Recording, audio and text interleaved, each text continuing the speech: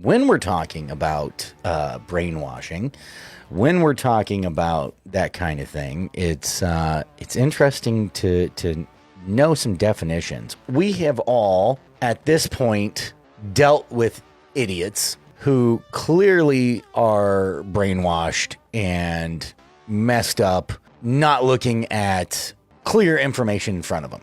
We're all dealing with that to some degree. Everybody has heard the word propaganda.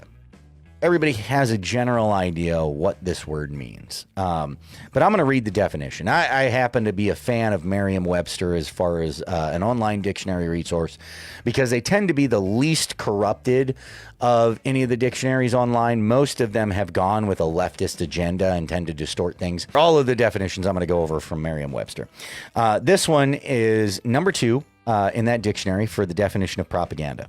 And it is the spreading of ideas, information, or rumor for the purpose of helping or injuring an institution, a cause, or a person, right?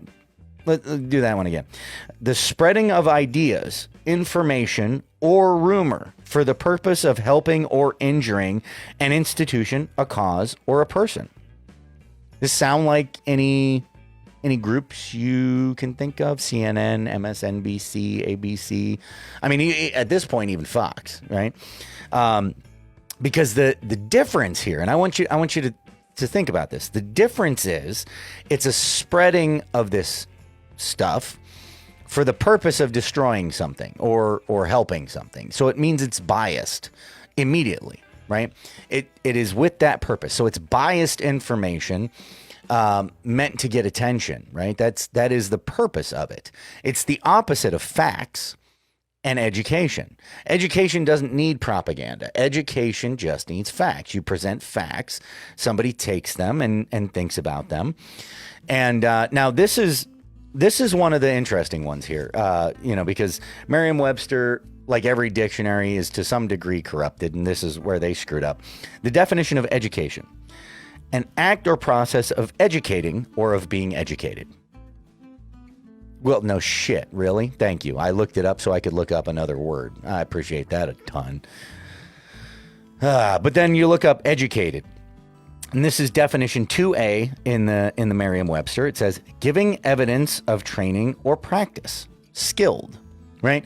So, and this is an important one. The definition of educated, to be educated, or to be receiving an education, is to have skill, to be able to have information in such a way that you can apply it, right? That's key. You have to take information and then be able to use it, right? If I just read books on how to use a camera and had no knowledge of actually how to pick up a camera and take a photo, I would not be educated in that subject. I probably wouldn't even understand most of what I read, right? The information in there requires that I be able to use it to be called one who is educated in the subject. Now, we've lost that definition a little bit. So think about this, right? We have the two branches. We have education, which requires facts, and you let the person absorb it, and you let the person understand it and get to a point where they can use it. And then you have propaganda, which is just spreading of information, biased information for a purpose. This is brainwashing. Brainwashing, the definition for Merriam-Webster, again, definition number 2, persuasion by propaganda or salesmanship. Now, when I think brainwashing, I think of a dude trapped in a dungeon somewhere being tortured.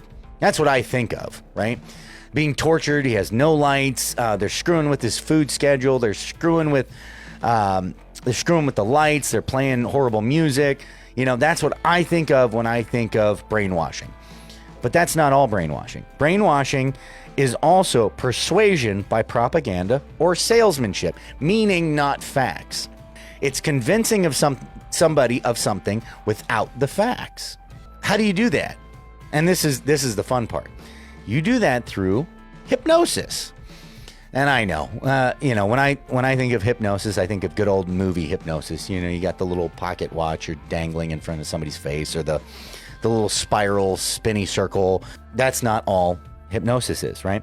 Hypnosis, from Merriam-Webster, this is definition number 1, is a trance-like state that resembles sleep, but is induced by a person whose suggestions are readily accepted by the subject. How does that work?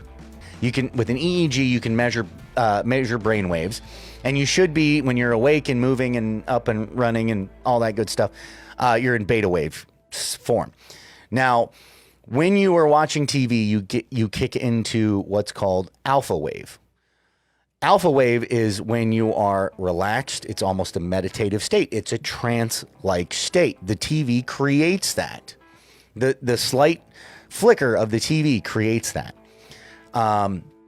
Also, like when you think about it, when you think about what TV, I mean, I'm talking movies and TV shows, when you think about what they're designed to do, when you think about what social media is designed to do, when you think about what video games are designed to do, they're designed to keep you physically stagnant, docile, and addicted. They run the same type of stuff that Disney and casinos run in order to keep you there, keep you not wanting to leave, right? The same tactics. The no windows, the pumped in oxygen, the lights set to specific things, specific settings, the little girls with the drinks, free drinks coming around. The entire environment is designed to keep you there, keep you addicted. Same with social media, same with video games, same with TV. It's designed to keep you there. The way they do that is the trance-like state that they induce. They induce you to get into a trance-like state where you are suggestible, right? Once you're there, they already have it. The commercials, the programming with the biased agendas, the Facebook ads, the Facebook agenda. That's why it's so important for them to filter out the conservative viewpoint, because they can't allow you to get the conservative viewpoint while you're in that trance-like state. It would ruin the entire thing. Not to mention the meds. Oh my God, the meds are one of the worst, man. When you add on top of that the antidepressants, the anti-stress, the anti-anxiety, the ADHD drugs, all of that, when you add all of that on top of it, now you're talking like some MK Ultra shit, right?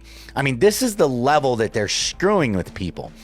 With the drugs that put you in a trance-like state, the video games, the TV, and what did they do at the beginning of this? What were the two things they did at the beginning of this whole thing back in March? They told you to stay at home and binge watch TV. That's how you could help. Stay at home in front of the little hypnosis box. Stay on your social media more.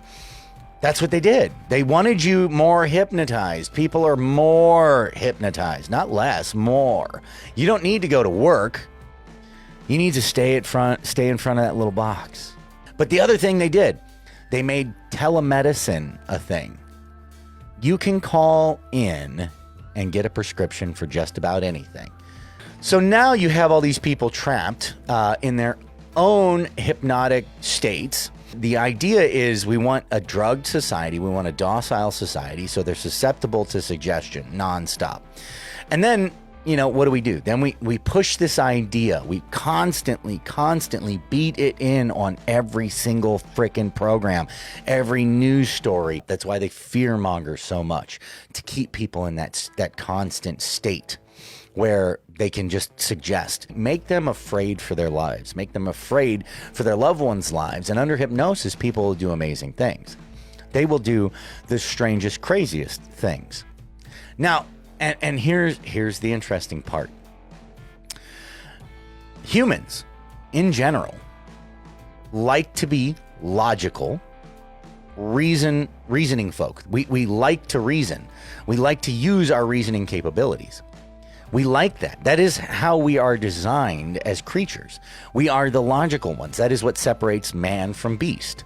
We have logic. We like to use it. Now, you get this weird thing that happens when somebody is under hypnosis, and I've seen this happen. The hypnotist takes somebody up on stage, and they say, okay, every time I touch my tie, you're going to take off your coat. Okay, takes them out of the hypnosis, touch their tie, guy takes off his coat. And you can even ask him, why are you taking off your coat? And they won't answer anything that makes sense. Their brain actually has to go between the illogic of what they're doing and try to make sense out of it. This is how logical we are as beings. They have to make sense out of this weirdness that's going on. And they'll actually say, well, it's getting hot in here.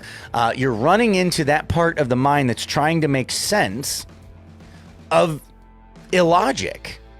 That's what we're all running into. That's why we're having such a hard time with these people, is we're fighting against that mechanism instead of dealing with the real issues, the real data.